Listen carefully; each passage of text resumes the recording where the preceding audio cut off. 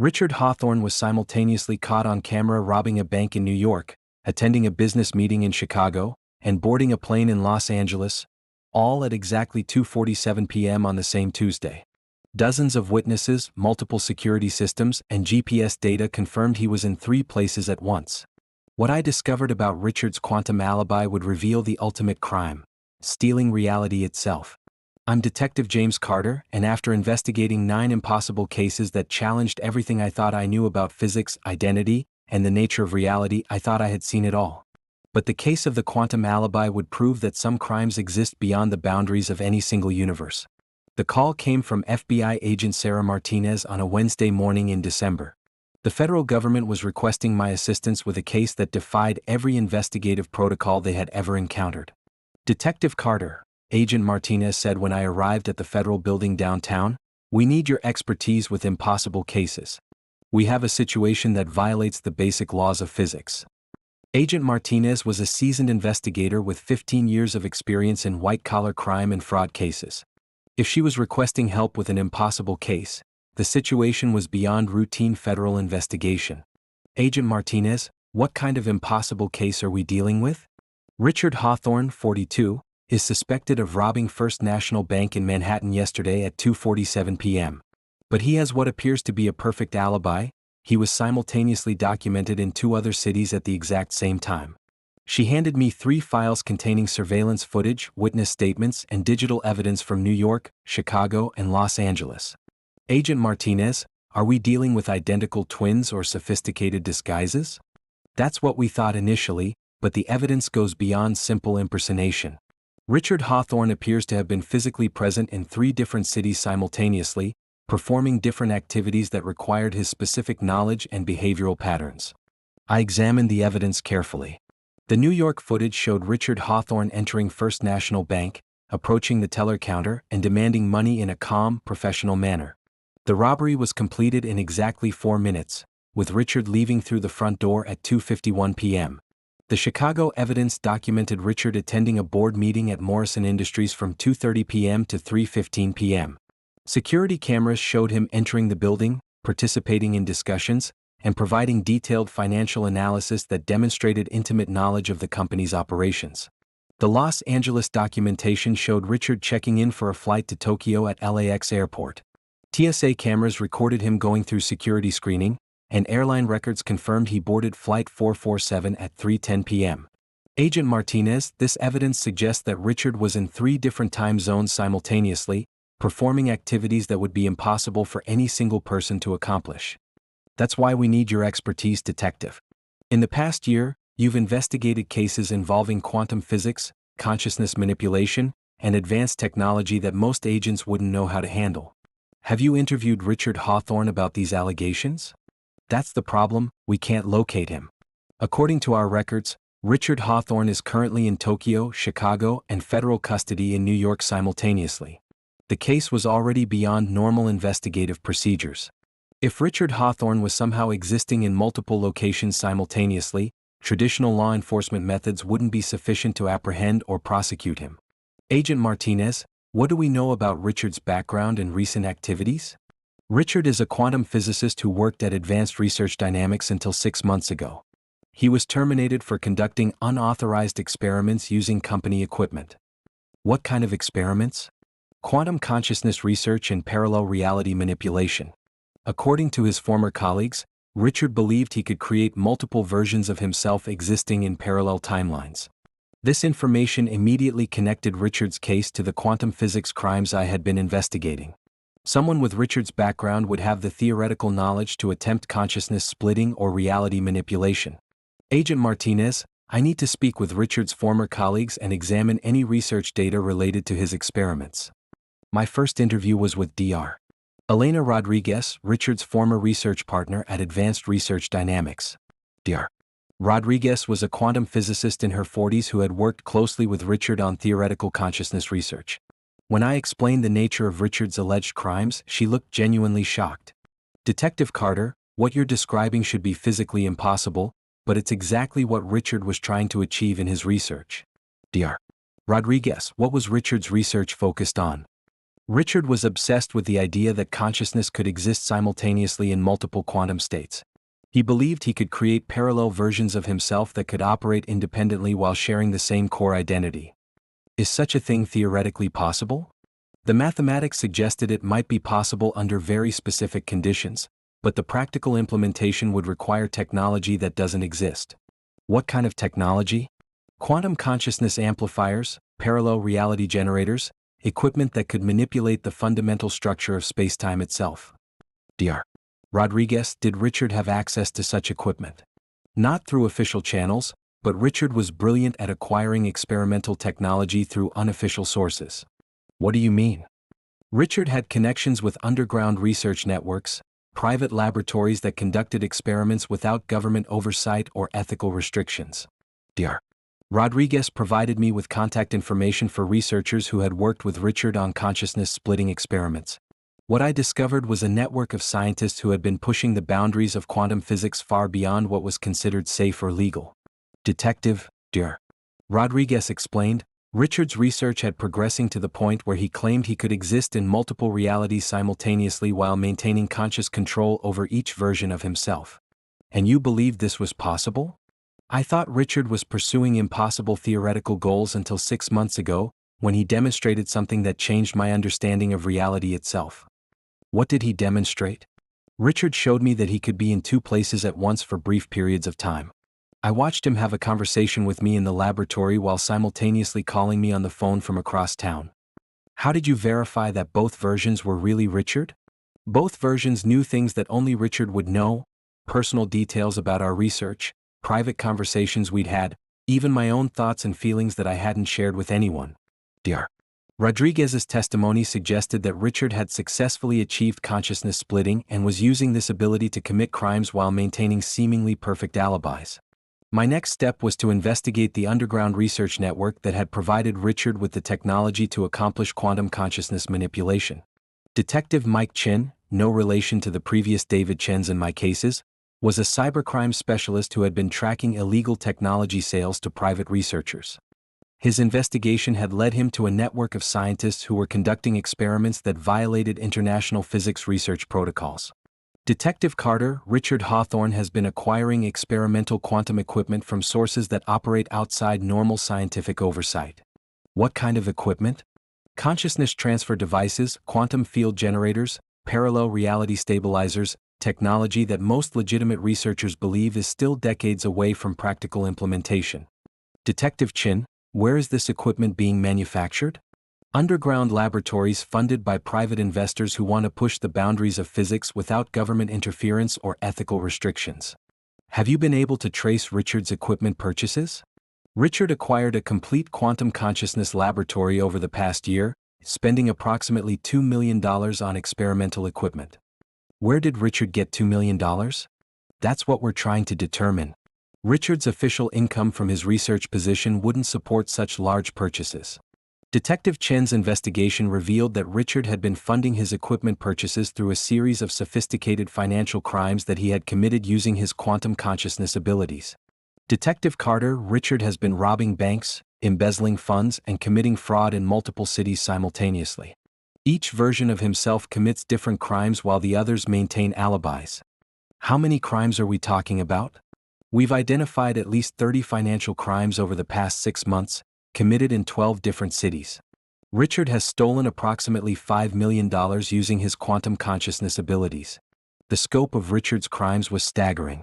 He had essentially become a one-person crime wave, using advanced physics to commit multiple crimes simultaneously while maintaining perfect alibis for each incident.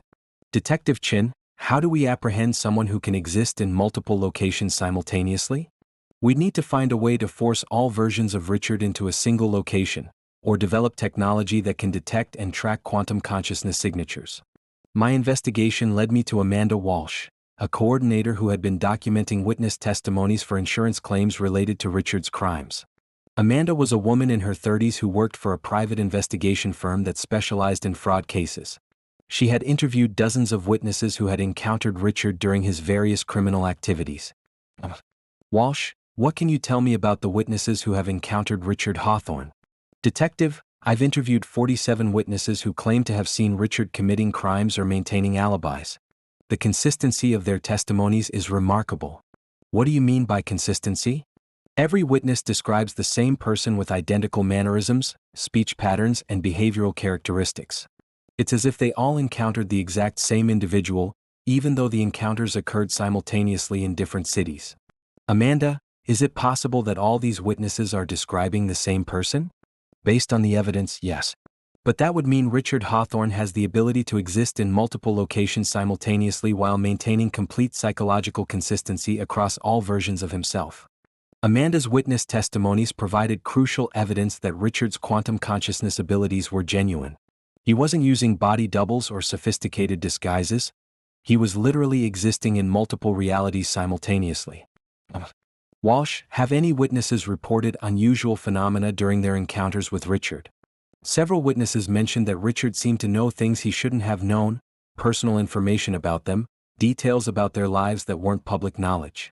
What kind of details? Private conversations, family secrets, personal fears and desires that they had never shared with anyone. This suggested that Richard's quantum consciousness abilities allowed him to access information from parallel realities where he might have learned these details through different interactions. Walsh, did any witnesses report seeing multiple versions of Richard simultaneously? 3 witnesses reported seeing Richard in 2 places at once during the same encounter. They described it as seeing the same person having a conversation with himself. Amanda's evidence confirmed that Richard's quantum consciousness manipulation was becoming unstable. Instead of existing cleanly in separate realities, his multiple versions were beginning to overlap in ways that witnesses could perceive. Based on my investigation, I developed a theory about how Richard's crimes could be stopped. If his quantum consciousness was becoming unstable, there might be a way to force all versions of himself to converge into a single location. I contacted Dr. Elena Rodriguez to discuss the theoretical possibility of disrupting Richard's quantum consciousness abilities. Dr. Rodriguez, is there a way to force someone with split consciousness to reintegrate into a single timeline? Theoretically, yes. If we could generate a quantum field that destabilized his consciousness-splitting technology, all versions of Richard would be forced to converge. What would that require? We'd need access to the same type of quantum equipment that Richard is using, but configured to disrupt rather than enable consciousness splitting. Dr. Rodriguez, do you know where we could find such equipment? I still have access to experimental quantum technology at the university. If I could modify the equipment parameters, we might be able to create a quantum convergence field. Dr. Rodriguez's plan involved creating a quantum disruption field that would force Richard's split consciousness to reintegrate. But implementing the plan would require luring Richard to a specific location where the convergence technology could affect him. Detective Carter, said Agent Martinez when I explained the plan, how do we get Richard to come to a specific location when he can exist anywhere he wants? We create a situation that all versions of Richard would want to investigate, something that threatens his ability to continue existing in multiple realities. The trap we set involved creating false evidence that the FBI had developed technology to track quantum consciousness signatures. We leaked information suggesting that Richard's location had been discovered and that federal agents were closing in on his quantum laboratory. The bait worked. Within 6 hours of releasing the false information, quantum detection equipment registered unusual activity at 3 different locations as multiple versions of Richard began investigating the threat to his operations. Dr. Rodriguez activated the quantum convergence field at exactly 3 p.m. on a Thursday afternoon. The effect was immediate and dramatic. Security cameras throughout the city recorded multiple versions of Richard Hawthorne suddenly appearing in the university physics laboratory where the convergence field was being generated. 3, 4, then 5 identical versions of Richard materialized in the same room, looking confused and disoriented. Detective Carter, said Dr. Rodriguez as we watched the convergence process, all versions of Richard's consciousness are being forced back into a single quantum state. Is the process permanent? It should be, but Richard might have developed safeguards that could allow him to split his consciousness again. The multiple versions of Richard gradually merged into a single individual who collapsed to the floor, overwhelmed by the sudden convergence of multiple sets of memories and experiences. When Richard regained consciousness, he was disoriented but coherent. Detective Carter, Richard said when I interviewed him after his arrest, you don't understand what you've done. I've stopped a criminal who was using advanced physics to commit multiple crimes simultaneously. I wasn't just committing crimes, I was exploring the fundamental nature of human consciousness and reality itself. By robbing banks and defrauding innocent people? By proving that human consciousness isn't limited to a single timeline or reality. I demonstrated that we can exist in multiple quantum states simultaneously. Richard, your experiments have ended. You're going to prison for the crimes you committed. Detective, imprisoning me won't stop the implications of what I've discovered. Other researchers will continue this work, and eventually humanity will need to confront the reality that consciousness can exist beyond the boundaries of a single physical body. Richard Hawthorne was charged with 37 counts of bank robbery, fraud, and theft across 12 different jurisdictions. The legal system struggled with how to prosecute crimes that had been committed by multiple versions of the same person existing simultaneously. But the case raised profound questions about the nature of identity, consciousness, and criminal responsibility. If someone could exist in multiple realities simultaneously, which version was responsible for crimes committed by other versions? Detective Carter, said the federal prosecutor handling Richard's case, this represents a completely new category of crime that our legal system isn't equipped to handle. How are you planning to proceed with prosecution? We're treating all crimes as committed by a single individual with extraordinary abilities, but the precedent this sets for future cases is unprecedented.